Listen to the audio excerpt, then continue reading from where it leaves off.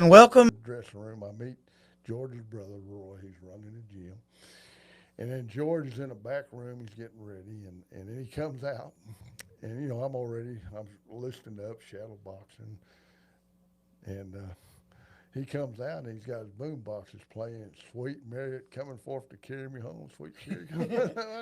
What in the world I get myself? I do. And that's what he had. That's what he had. That's his background music. I said, man, what in the world I get myself into?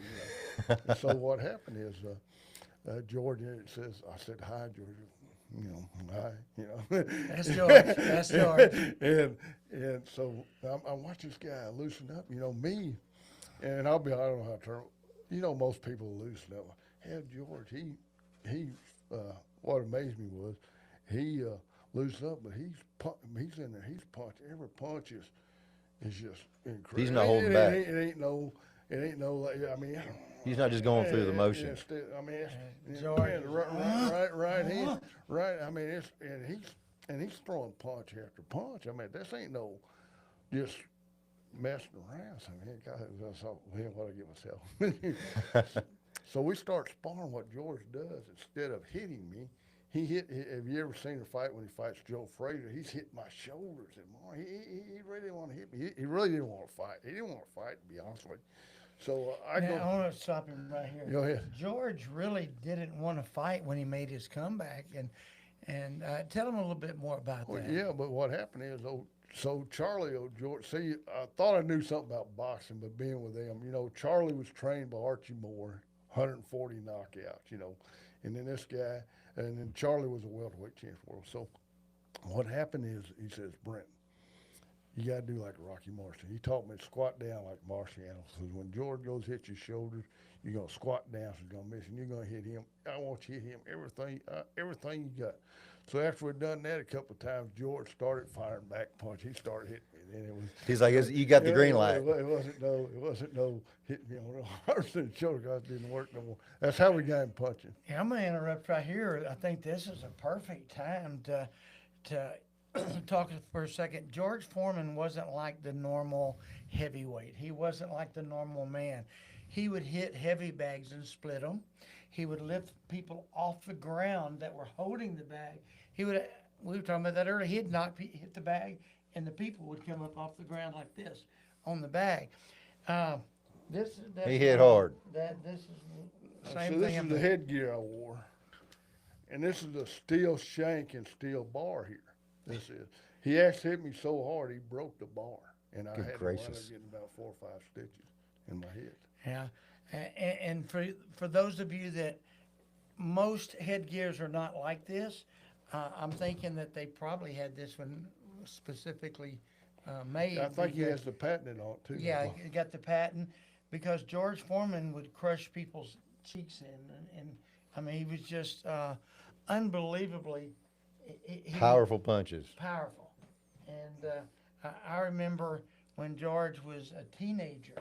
And he would hit that bag, and them grown men would go off the ground several inches. Now, talk a little bit about, you said, when you were younger, you're watching George fight, and, if someone would have said, hey, you're going to be working with him in the future, you just, wouldn't have believed it. So how did that all transpire with, next thing you know, you're kind of helping out and training a man that you admired, you had no clue that you'd be helping. Well, that's the thing is he was broke.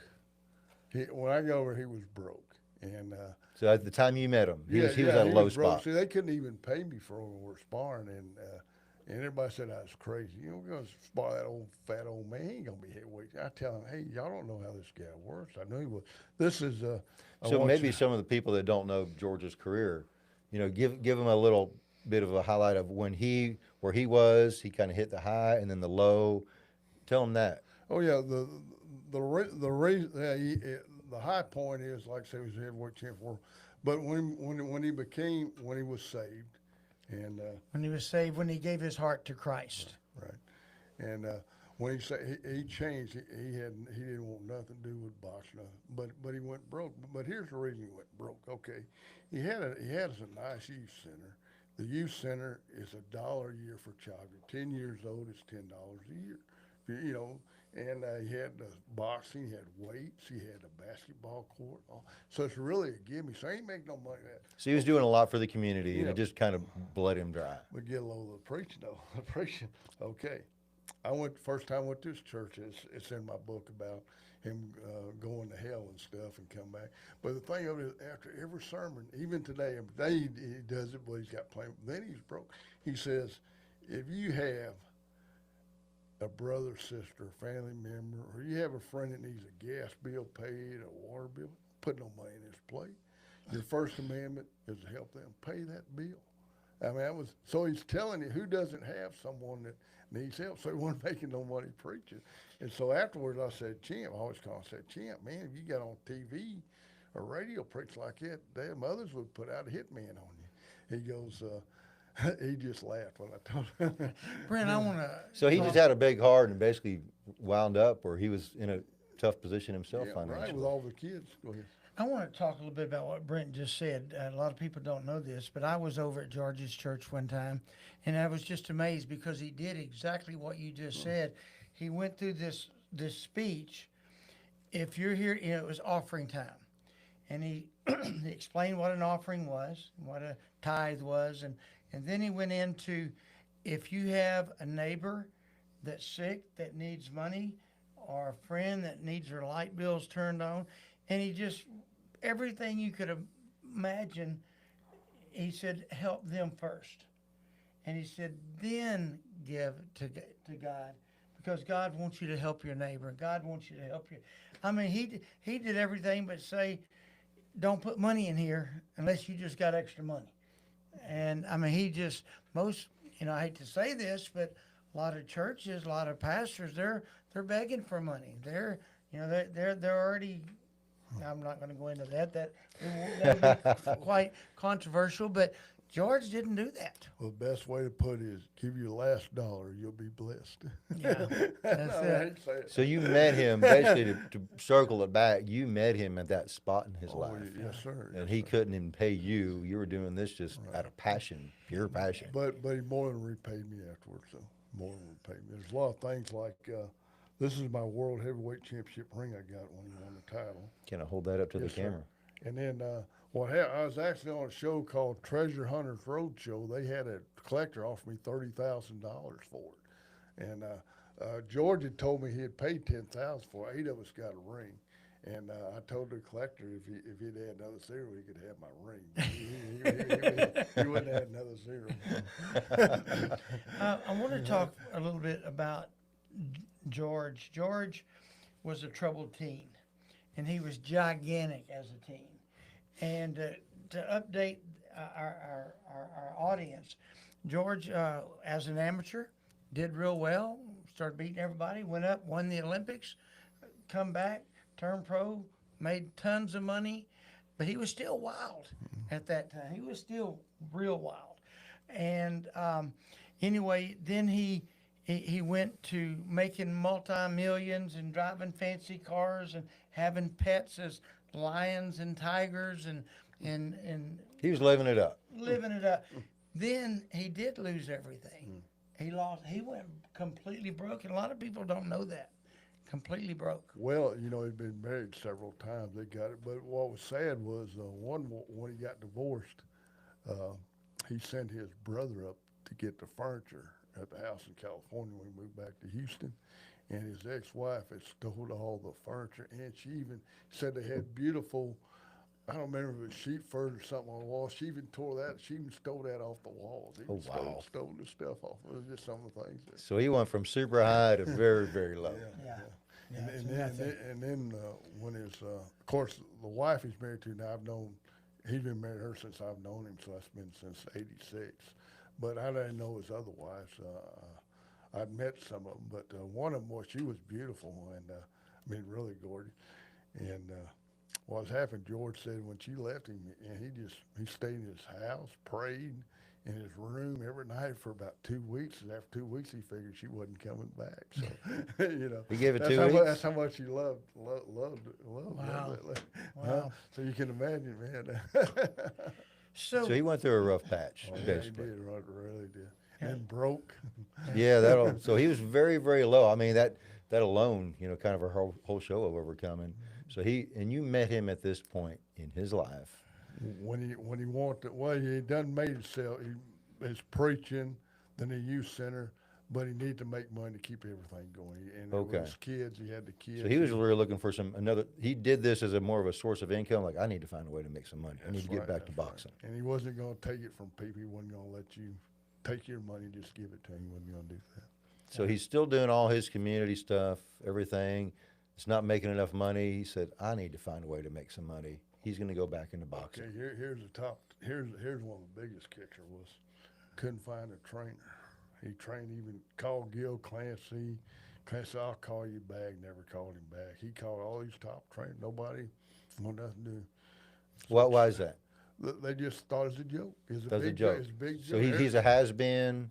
We're not going to spend our time on this Right. guy. And then my friends, when I told them, they'd laugh. You can fight that old man. But I said, hey, you don't know how this old man trains. It's How just- old was he at this time? He was 38 years old. They don't 30. know how this guy trains and what he does. So, but you can't tell people they know it all. I even had people get, you're nuts. You're So they're crazy." telling you you're nuts for Yeah, getting but- involved with this old yeah. man Well, trying to make a comeback. That's right. That's right. But the people that listened to me, they made big bets and won some money when he fought. But they really did.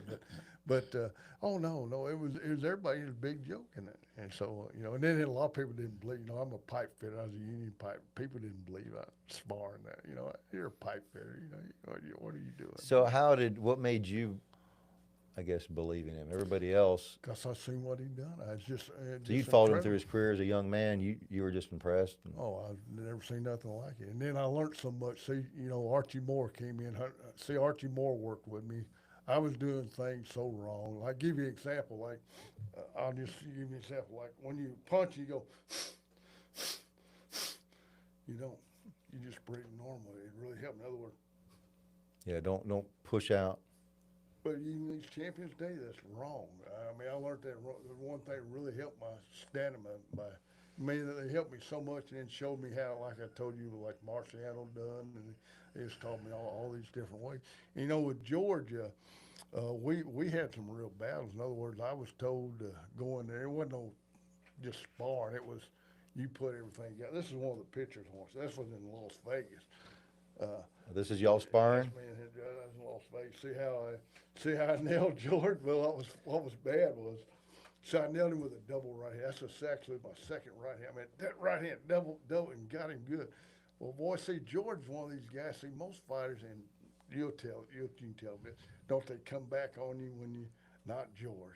George waits a couple of weeks later, then he gets. He waits a couple 2 weeks weeks later, later. with a double right hand, knocked me down. He goes, Brent, I'm sorry. So he stews on it. Yeah, he doesn't do it. He waited 2 weeks to get me, But, Wow. but what was bad was everybody come up and want my autograph after work. I know George looked at me. And you know what he actually done? You see, I was being paid nothing. And then all of a sudden we start making I was getting paid $1,500 a week to spar, which was pretty good money back then, Back then, that And was then big money. like That was working real his big money. corner, like the Cooney fight, I got a $10,000 bonus. And then other fights he gave me, nice bonuses, and it was great. So he rewarded you for kind of sticking with him through the tough times. Plus, what was I getting to it? Oh yeah, the funny part was that week he cut my pay when I got my check. 15 wasn't 15. It was only like 1,200. He cut my pay $300. But and I never said a word to him about it. He cut my pay, Because you didn't. That's what I do. I never said a word to him. That's Oh, funny. shoot. Cause see, his niece always give us her check, and Well, George Foreman. Before I go into George Foreman, I want to talk a little bit about you again. Yes, sir. You had an amateur career. How many amateur fights did you have? Probably about 40 fights, about 40. Okay. Won most of them. Yeah, one, and like I said, I won a tournament. I can't remember the tournament. I won a nice tournament in Louisiana, and I won the Golden Glove. Then I won another tournament, but Because I didn't keep remember a track lot of it. tournaments you just, winning. You just, you just don't keep track of it. It ain't no big deal, cause when you win one, you think, well, you're so much better than them anyhow, but you're really not. Yeah. Yeah, amateur fights. When you can win and get ahead, it's great, but they're always so close. It's just you know, It's not the same out in the line. No, it's not. Well, most of them I won, they stopped the fight. It went decision. It seemed like you got robbed. You know, I knocked a guy down one time, twice, and lost the fight. How can you knock a guy down twice? No kidding. In three, in 3 1 rounds. minute, you know, it's 2 minute rounds, and then don't win the fight. You know, come on, how can you? Yeah. And then one time I went, I knocked him. I won the Beaumont Golden Gloves. And the guy was really good. He was tall, and I knocked him down the last round while they gave the fight to me, I assume. But then this guy went in the Marines, so they bring me down to fight him again. He's in the Marines from boot camp. I had him so bad they had to carry him. They had to actually walk him to his corner at the end of the fight, and I lose the fight. And they got a great big old trophy. You know, I'm only like 17 years old. Man, I'd love to have that big old trophy. Right. And so it was all set up. I was going to lose no matter. As long as he stood up, I was lose. We'll go It's ahead. a shame. I'm sorry. That's a shame. Unfortunately, in amateur fighting, sometimes if you don't knock them out on the ground, you're not going to win. You know, especially if you go here to another state. I'm not going to name any of the places, but yeah, I will. You know, you're here and you go to Louisiana. If you don't knock them out, you're probably not going to win. All right. Or if you go to Arkansas or Alabama or whatever, Mississippi, if you're fighting them in their hometown, if you don't knock a guy out or cut him, you're probably not going to win. And so when you do have a good amateur record from those kind of wins, means you're normally pretty good. But no, but like you said there on that matter. See, they'll tell you all the coaches, all the referees are volunteers. They're families boxing, so you know They're a little biased. You got I mean, had them where the father was doing the judging in his son's fight. Like they trying to. I mean, how you going to beat a guy? Right, right. I mean, how you going to beat a guy? Yeah, and But let's get back to training. If you don't mind the trainer. Yeah. Okay, Charlie Shipes was a welterweight champion of the world. and he was great. He was a stablemate of Sonny Liston's. Okay, and there's George. He knew George well. George can't find nobody to train him. Well, Charlie, this is in the '60s. He became a drug lord, selling drugs. He got on drugs himself. Now listen to this. And so he does all this. Well, he winds up going to prison, and the government then they took everything when they. See, he had a lot of friends that were drug lords, but they got out when they come up with they take it. Well, he didn't, so they took everything. Well, his family disowned him, so he's in federal penitentiary in Marshall, Texas. George goes up there, and he's talking to him. And Charlie said, "Brent, I have nowhere to go." He said, "I told George he's the growing boy, you know, because he's going to come down and want him to train him, you know." Told him all this stuff. So he gets out of prison. He comes down there training. Well, he's on 10 years probation.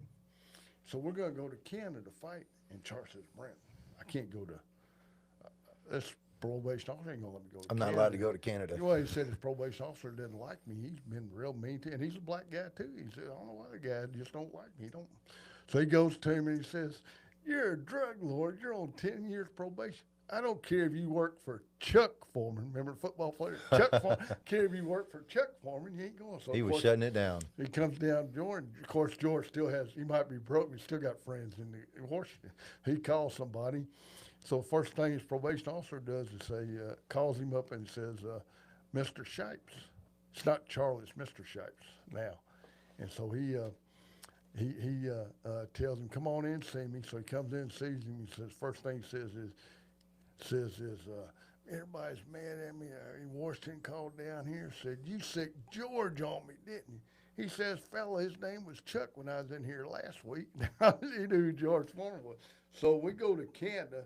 So we come back, and you've been overseas, haven't you? Flown? I have. Back. You know how you unload, you get your bags. Oh, yeah, got to go through the security and customs. They unloaded our bags. They was waiting on security and Homeland Security, and they went through all of our bags. Of course, they didn't find out, but they was waiting on us when we got back.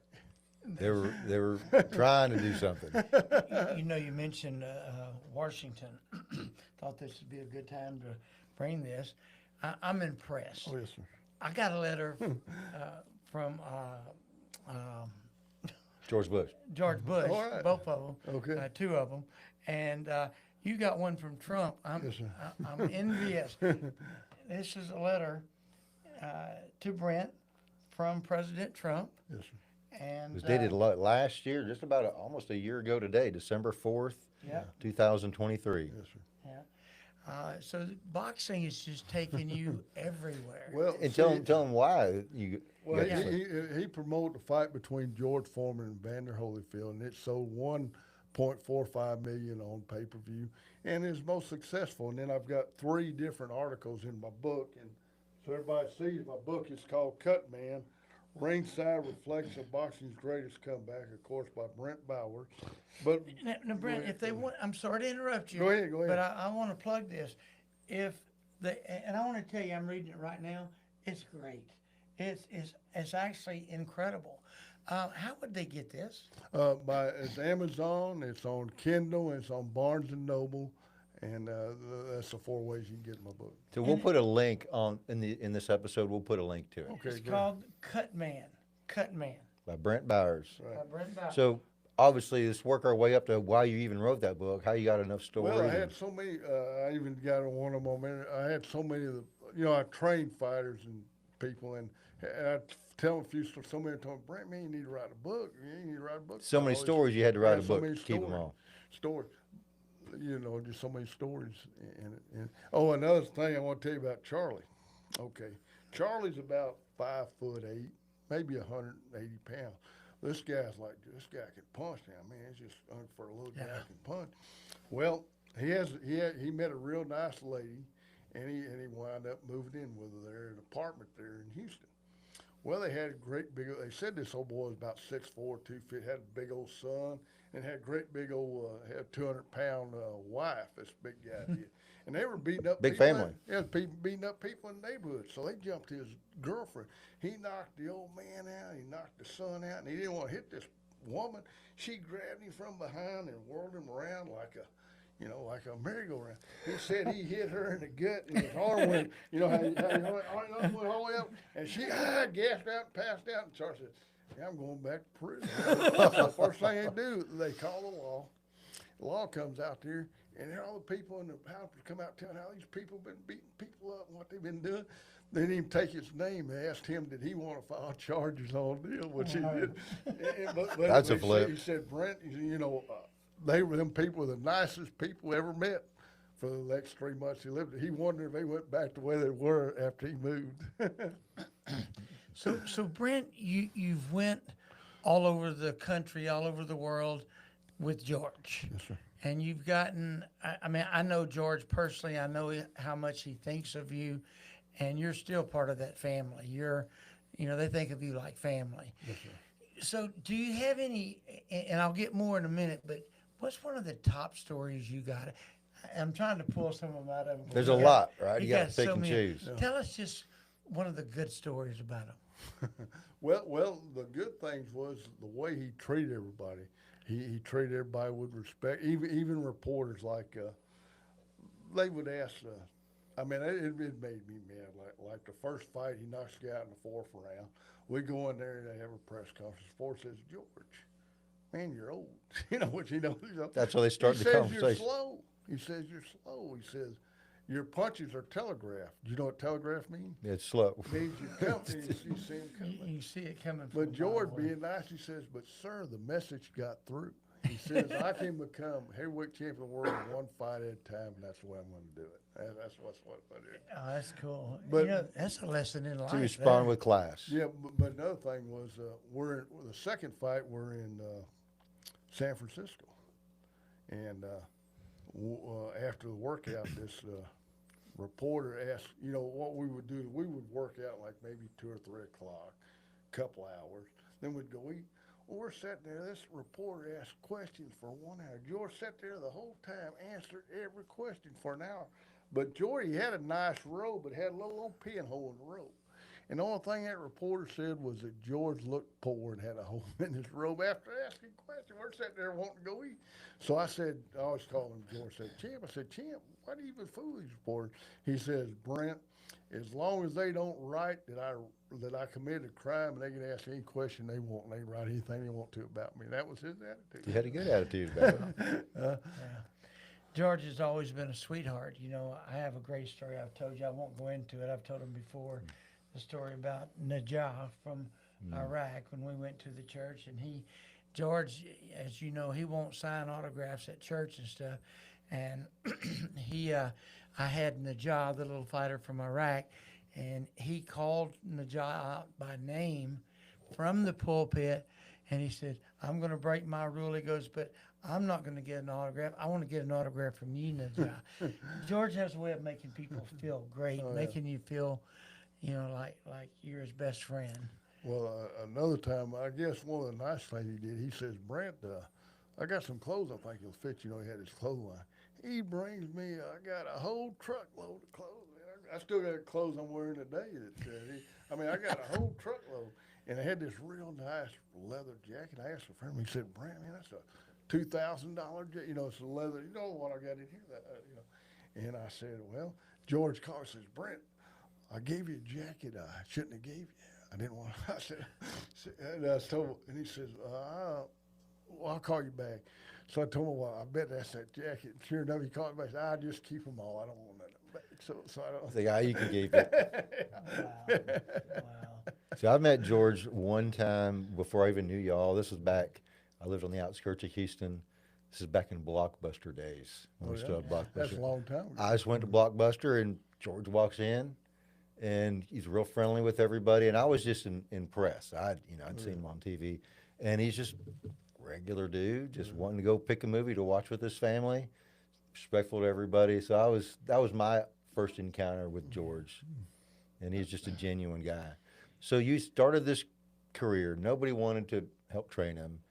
You stepped up. You saw something that the other people didn't see. Right. How long did that take? How long of a Well, timeline was that between you said, I'm just going to do this, before it actually started to pay off and it looked like you made a Probably good 2 decision? years before it really paid. In So other you- words, he got to, what happened is when he started getting his fights doing good, he would give me $1,000. Of course, I would get gas money, and it was about 2 years. And then So how are you supporting? You had to support yourself, I was obviously. a pipe fitter out of the local union, and I would work, and then I would get laid off, get my unemployment, and it worked out good, and I could be over there. That's something I like to really emphasize in these stories. You know, people that are listening to us, you're telling the story. You know, everybody thinks of George Foreman, he's the champ, but they're not realizing the time that it takes between these things. So you made this commitment to George, and it wasn't like next week we're all celebrating making money. You went 2 years Right. where it might have looked like you might have made a bad call, Well, but you just stuck with it. When he fought Jerry Cooney, I'll have to look at the date on it, but that's when they start paying the $1,500 a week, or else I wouldn't get, I just get gas money as far. Then we start paying for the spar, and then, like I said, I got the nice bonus. So for 2 years, of just kind of scraping by. Oh, yeah. But just keeping your eye on the vision, Right. and keep on pushing, and then finally takes off. What made it turn around? 2 years later, what was that turnaround point? Well, he kept winning. He kept knocking. So he was just consistent. There wasn't like some big fight. It was just the consistency. Consistency, and then going like we was fought in bars, and he fought in and one thing he done was we visited a lot of prisons. People don't realize the first fight in Sacramento, we went and visited Folsom Prison, and I never will forget it. We were in the auditorium, about 500 prisoners probably, and they had the stage about 4 foot high. And of course, he had 2 little side steps, but it was a long stage, about 50 foot long. And after George got done giving his sermon and preaching and telling about him being a criminal, he was signing autographs. We couldn't sign 500 autographs. They let him sign for about 15 minutes. They said, clear the stage. They said, clear the stage. The guys in front of the steps walked down. The other ones, they jumped off that stage. So I don't know what their punishment was, but when they said clear the stage, they cleared the stage. And then what was funny though was, they're all bitching because the guards are getting their autograph now, but you couldn't see none of them because their backs are turned. So you don't know who was complaining. And in my book, I said I talk about. I wonder what their punishment was if they didn't. But when they said clear the stage, they cleared the stage. It wasn't I would have walked around, but it wasn't. There was a consequence. We just don't know what it was. I don't know what it was, And then he spoke at. We went to and he went to a lot of prisons, and George told about he was criminal, like he said. George was a big guy. Well, he wouldn't really hurt people. He would just hold them while his buddies robbed you. In other words, your buddy stole your billfold, he would hold you. He was just the accomplice. Throw you down. You know, that's the way he done. And then, like he told, when he decided to quit doing all that, they had actually robbed a guy, and the police brought the dogs out. It was just turning dark, and he climbed under a house, and he was putting mud on his face so maybe the dogs wouldn't. And he didn't smell him, and he climbed out from under that house. That's when he decided to change his life and join the job corps. That was his turning Yeah. point. That was his turning point. Wow. He's done an amazing job, and he's blessed to have people like yourself that helped him along the way. The fight where George fought and I fought, we were in Galveston. Yes, sir. I'm trying to think of what year that was. Well, let's see. I'm glad you mentioned. We'll find it right And while he's looking for it in the book, we're going to plug this. You can go to Amazon.com or go to. Yep, go to Amazon.com. We will put a link in this episode, after it goes live, and we'll post it. We'll put a link where you can go. And get I his got to book. tell you guys, this book is good. I mean, I get into it, and it's like, I don't want to put it down. He got you one. Yeah, so many good stories. Now, And where it takes me days to read a book, you'll probably read it in a couple of hours. But Well, the thing of it is, I've got a lot of posters in there. I've got the actual. That's a good badges history. We had with the championship badges. A lot of history in there. you talked about Jerry Cooney a while ago. I'm going to talk while you're. Go ahead. Jerry Cooney was a tough guy, and he was going for the heavyweight championship of the world once or twice that he fought for it.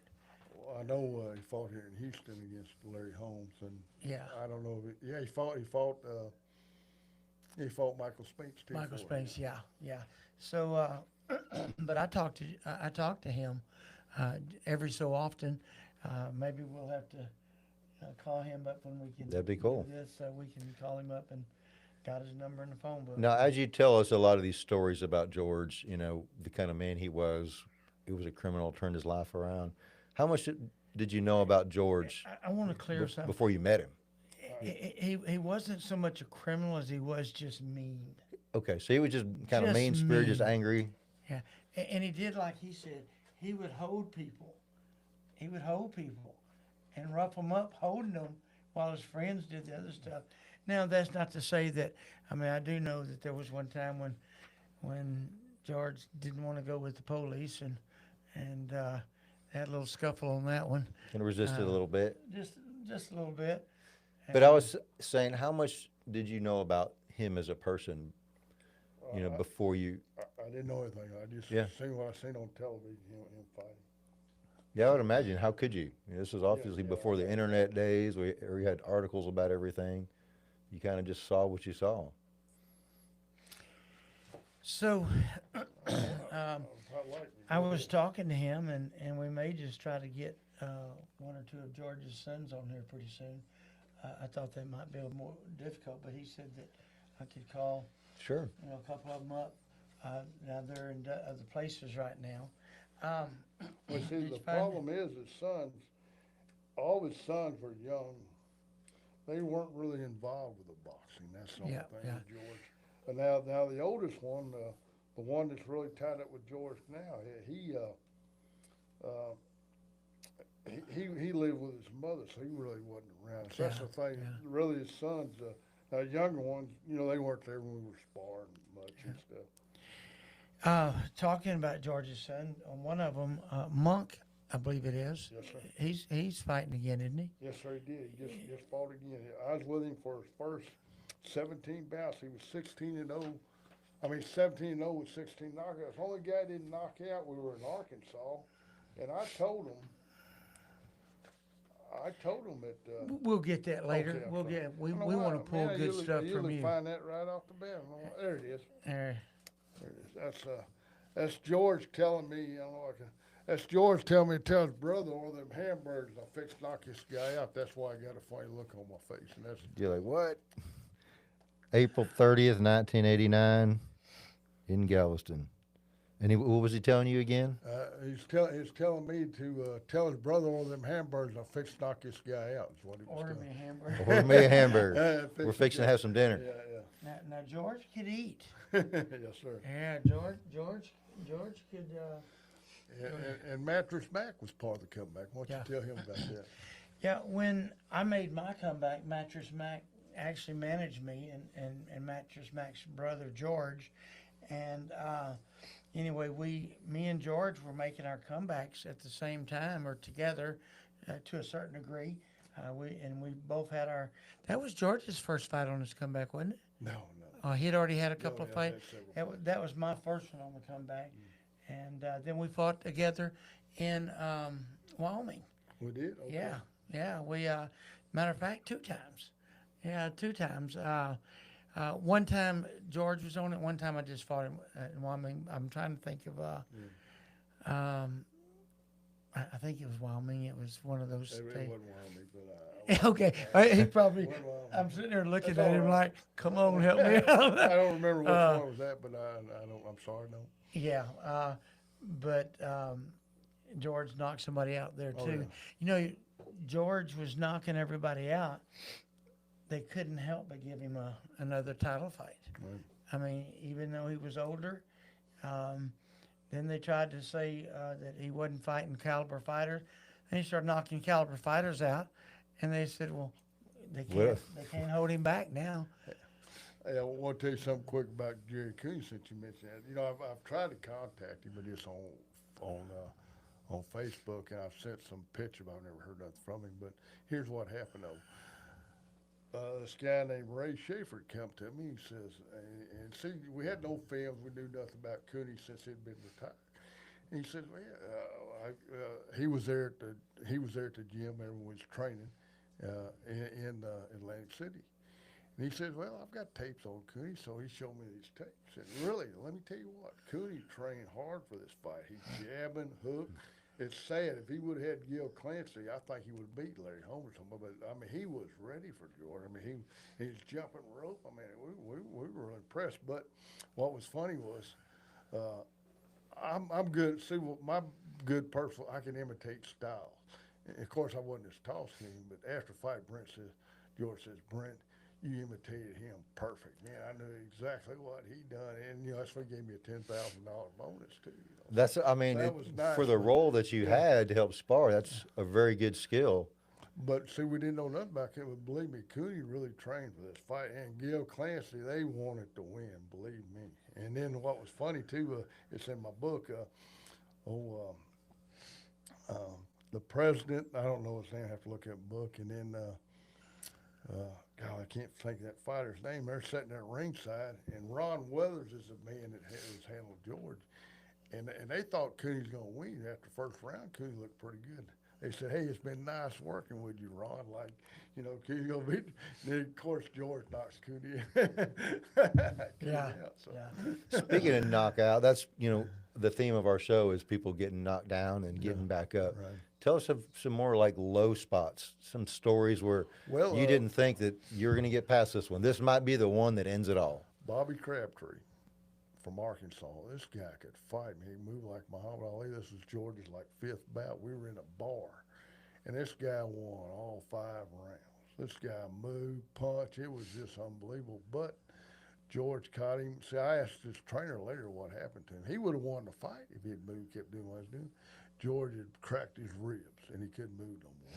He had to be what we call a gunfight, is when 2 fighters, when he went in a gunfight with George Foreman, not going to win, and that's how he knocked him out. But other than that could have ended the comeback completely. And he was a southpaw. We didn't know he was a southpaw. If you ever get that guy and he fought top people, this guy was really a good fighter, really good. Wow. And he could have ended a career. So that could have ended it. Could have ended it right there. That's the only one that even come close to what could have ended the career, in Arkansas. Our theme is about people that's gotten knocked down in life and got up and had struggles in life and overcome. What about you? Tell me some of the struggles that you've had in life that you've overcome. Well, I can't think of any main things. I've been blessed, I guess you'd say. I've had a good work career. I've got a good retirement. I got to spend 3 years in communist China, as a matter of fact. I went and trained a Chinese heavyweight boxing champ. We get into that sometime, too, if y'all want to talk about some That sounds very stories. interesting. Stories, yeah. But the Chinese people get a bad rap. They were so nice to me over there, polite. I was over there. I originally went over there for 2 weeks. and then I'd go back for 2 months and come home for a month and go back, and what was American flags flying underneath Chinese flag about every hotel. It's no kid. And even the town I stayed in, Pond Light, they built the White House Hotel. It's a White House made into a hotel. Like a replica of the White So House. how can they hate America? And what was funny was I'd watch the shows at night. They and the guy I trained was a colonel in the Chinese Army now. I met all these generals. I had dinner with the head admiral. They think the world said America saved them. I didn't know this. They said the Japanese killed 20 million Chinese during World War II. I didn't know that. And they said America saved us. But what's funny is at night, I'm watching these war movies. They're never fighting America. It's always they're fighting the Germans or they're fighting the Japanese. In their war movies? Yeah, but the funny part is all the Germans are Chinese dressed in German uniform. Interesting. It just didn't look right. I mean, just a Chinese and a German, it just didn't look. It's hard to pull off. It just didn't look right. I thought that was And what years were you there? I was there from let's see here, 2000 and excuse me, 2014, 2017 is when I was there. So it sounds like you have been very blessed. Oh yes, sir. I'm sure there's some times where and you weren't sure what you're going to do next. Maybe financially, it sounds like you did what you had to do to make ends meet. Well, now I have to say I've been very blessed, but thank you for asking about that. Yeah, I just everything seemed to work out. That's awesome. Just enough. We know George, some of his down times was when he was growing up. I remember when he was real young. This is before I knew him, but I believe it was him or it may have been one of his sons that told me. But they food on the table. Oh, no, they didn't even have it. They had it rough. Said even one time, George said his mother sent him down to the local store there, his black-run neighborhood store, where they were asking if she could get some greens for her family, and of course George said he couldn't even read, know what the letter said then, and come back and says we don't have none. He didn't know what it was. It was green.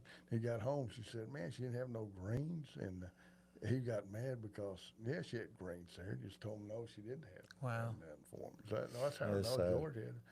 George had, and he talked about how he'd be playing with his friends and at their house, and they'd call him in for lunch or dinner, but they wouldn't ask him to come in. We thought said a lot of that stuff happened. That's rough. When he, Wow. Yeah. Wow. But he overcome it. And, Oh yes, sir. In this last go around, when he came back, he went through the struggles of having to lose the weight, and George had gained a lot of weight. Well, he weighed 215. What happened is he would get his wife would drive him 5 miles from home, and he would walk home, and she would follow him, and follow, make sure. Just to he keep Well, he him got moving. down to 215. He was No, up to 315. 315. Well, I was going to say he don't look like No, 215. No, 315. What I meant, excuse me. He weighed 350. That's how he started his comeback. That's how he walked home. So walk home. That was his exercise program. He wore coveralls a lot of times and combat boots. It wasn't how everybody would dress up in a nice gym, didn't have tennis shoes. There's always combat boots. Always combat boots. and that's a good point to point out to our viewers. Yeah. Everybody that we've had that had comeback stories, in the comeback story meant it was the person that we've interviewed, or in this case George Foreman. They had to do something about it. You can sit around and complain about it. You can sit around and whine about it, but the bottom line, you got to do something about it. Right. And this shows that America is the land of opportunity.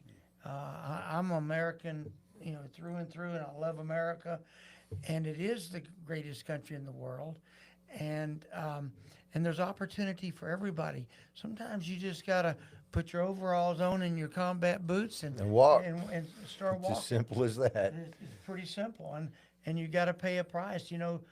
George Foreman. We were talking about all the hits that he has taken, and you hear all the good stuff about George, but he's had his face broken up so much, and he's probably going to pull some stuff out here right now on that. I'm a pipe fitter, and this is the end swell I made that covered George's face. All right. Shows how big Let's it is. tell them what an inswell is. Normally, an inswell is about 2 inches. It's about not even half of that, and that's where you get a big lump on your chin or your eye or whatever, and they literally squish the blood down and pull it aside like this. And So you custom made one for George. Yeah, see, this is like you said. This is the normal stuff. That's for over the eye. that's the normal stuff. Yeah, so Alright. let's compare it to the one that you made. All right, here's one. Now let's do the one So that's the that one. you made for George. So you custom made. Well, see, It's crazy. Yes, that And is. This is what he used in the tank. He really Wow. did. And you can imagine when you get a big, George is a big man, and you get a big bump, and you got to push. You gotta iron that thing out, squeeze the blood. Yeah, yeah. Now- matter of fact, Angelo Dundee, when So you see- developed that. You just said, hey Oh, man, yeah, this yeah, thing is make too something small. I big need to for make it, something. 'cause it's cold, yeah, I had to make something. Does a cut man. Talking about Need better Angelo- tools. Angelo Dundee, one of the great trainers, see, trained Ali. Yeah, I've been working, he's a great cut man, Angelo Dundee. And I understand why. They brought him in when he fought Evander Holyfield. And that left me out as cut man.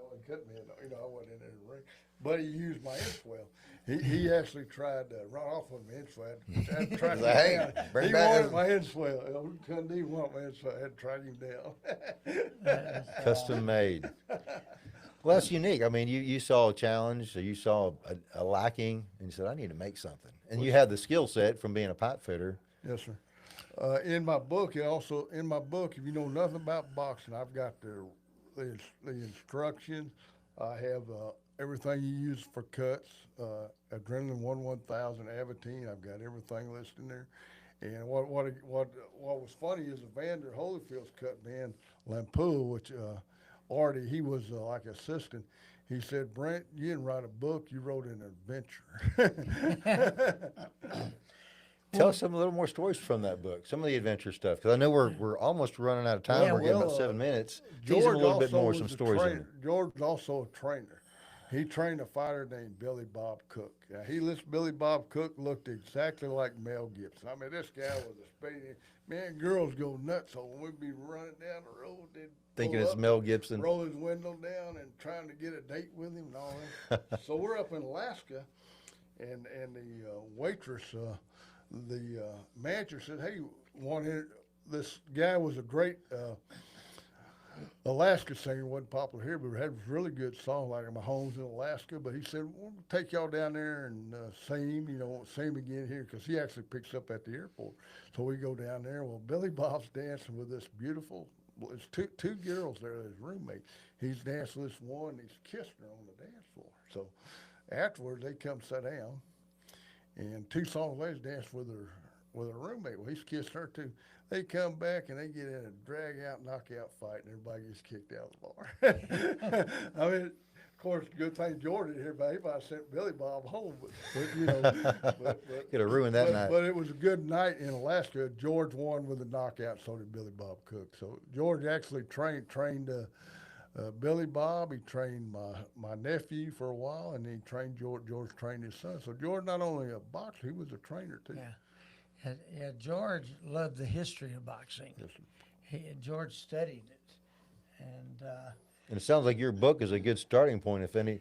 That's about boxing, all the different stories of Oh, yes, just sir. the lives that are involved. Oh yeah, there's a lot of behind the scenes. Like I said, there's so many things I can't. And one interesting thing I like too about it is, and I'll show this to you. There's this one here you can referee. In other words, these three. What it is, it's 3 fights. It's about these 4 fights. When I reminisce about these 4 pivotal fights, my thoughts drift to a historic moment in Roman history. A conscious yet powerful message. Julius Caesar dispatched the Roman Senate after a swift triumph over the Pharisees, the king of Bosnia Kingdom in 47 BC. And Foreman's journey. Vidi Vinci. I came, I saw, I conquered. That's what I like to. In other Came, words, saw, he conquered. in other words, Yeah, that's what Well- what I thought I put in my book. Well, Brent, we're going to start wrapping this up. Before you put that down, this is Brent's book. You can get it where? Amazon, Kindle, Barnes and Noble. And I want to tell you, I've already started reading it. It's one that you don't want to put down. It's so interesting, and because it's real life. And Brent, we thank you so much for coming on here. And I'm gonna ask you for one more story. Go ahead. All right, I gotta get one more out of Go him. ahead. What? There was a story you told me, and for the life of me, I can't think of it. And Okay, go ahead. and what is one of the most exciting stories that you can tell that we can end with? Well, what you got to watch the George Foreman Jerry Cooney fight. That's the most exciting 5 minutes you'll ever watch. Cooney won the first round, looked good. George came out and killed him. Actually, I'm ringside. I thought he killed him. He hit him so hard, but really, I did. He hit him so hard. It was just. But you got to watch. It's 5 minutes. Go to YouTube. You'll never watch more exciting fight. Maybe we can put a link on that to this episode. We'll put a link on it. It's one of the greatest fights you'll ever see. It's just it's action packed. And you know the thing is, I knew George was going to do it because he come back the corner. He was mad. I mean, seen the look in his eye like that. Eye of the tiger. He had the eye of the tiger. Man, I said, man, I feel sorry for old Cooney this round. He triggered it. Oh, he did. He did. Well, Brent, we have thoroughly enjoyed this. You are an incredible interview, and you know we may have to have you back because you're There's pretty, so many stories. so many stories. There's a lot more in there. Alaska was exciting, and when you get a chance to read about Alaska, the guy that helped me wrote it. He was a school teacher there. George spoke to the kids, and it's just so many exciting tales. What it is, I've got 25 chapters. All the fights are chapters. I got interludes between. They're so interesting, and I kept it page after page. It's just a very interesting story. It's just not leading up to a climax. The climax is every page. Yes, every little sub stories. Yeah. So, I've enjoyed it. man, I've enjoyed it. It's been. I'm honored to be friends with you as long as we've been. And excuse me for dropping your book. And you know, we want to encourage everybody to go to go get this book. I've got to mention one other thing. Golden Gloves. He had the most beautiful sister. And she could fight. She had to fight him off. She was very beautiful. She was beautiful. I never will forget her. You know. My sister Carla, she absolutely stunning, gorgeous. She got Miss Texas and you know a runner-up. And anyway, but when me or my brother was fighting, she'd get there at ringside and she would be pounding on the canvas and she'd forget that she was a young lady. But anyway, you just brought back a lot of good memories.